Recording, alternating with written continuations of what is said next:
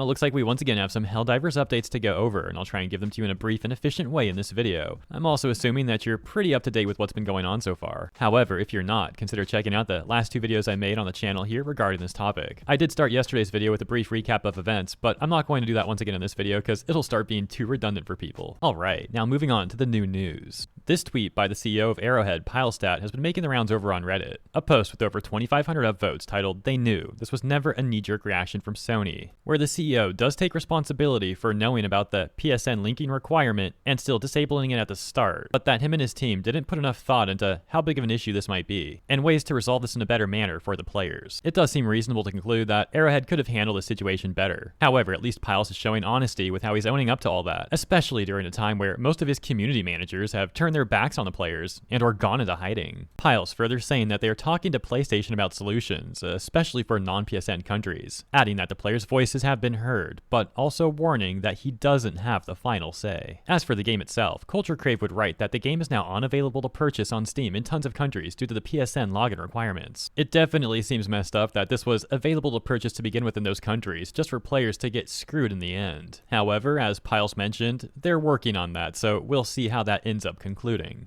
Permaband would make a tweet with more specifics as well, saying that Sony delisted Helldivers' purchase from 177 countries. Back to Culture Crave, they say Steam is approving refund requests for players even if they've played over 2 hours. Well, it does seem like some people are getting successful refunds after the 2-hour mark. However, others are reporting that their requests have been denied. It currently seems a bit unclear how these are getting approved or not. Over 100,000 negative reviews since the change was announced.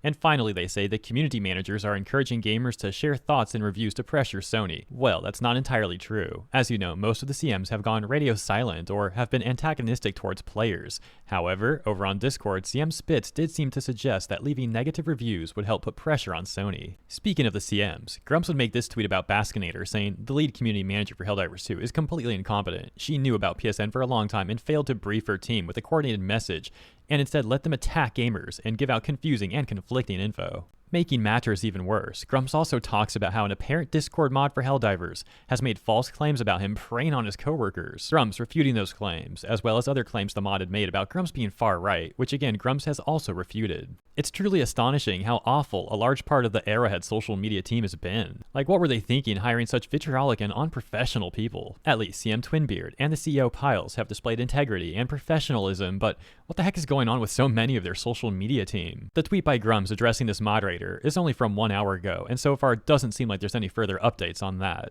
Another top post on our Helldivers claims that Helldivers 2 now has the most negative reviews among all paid games. Another post, this one with over 7,700 upvotes, suggests for people to do more than review bomb, but to also quit playing the game. And this post with over 15,000 upvotes talks about a potential class action lawsuit against Sony. And finally, this post with almost 5,000 upvotes from only 11 hours ago suggests for people to report Sony to their local government for possible stock manipulation. The logic being that Sony sold copies of Helldivers in regions they knew didn't support PSN and therefore would lose access to the game, alleging that Sony did this to inflate their numbers for upcoming earnings calls. Those are the most important updates that I found and brought to you once again in a TLDR format. If you enjoyed this video, please consider liking and or subscribing. It truly helps and I appreciate you. And as always, thanks for tuning in. I look forward to seeing you in the next one, and I hope you have a great rest of your weekend.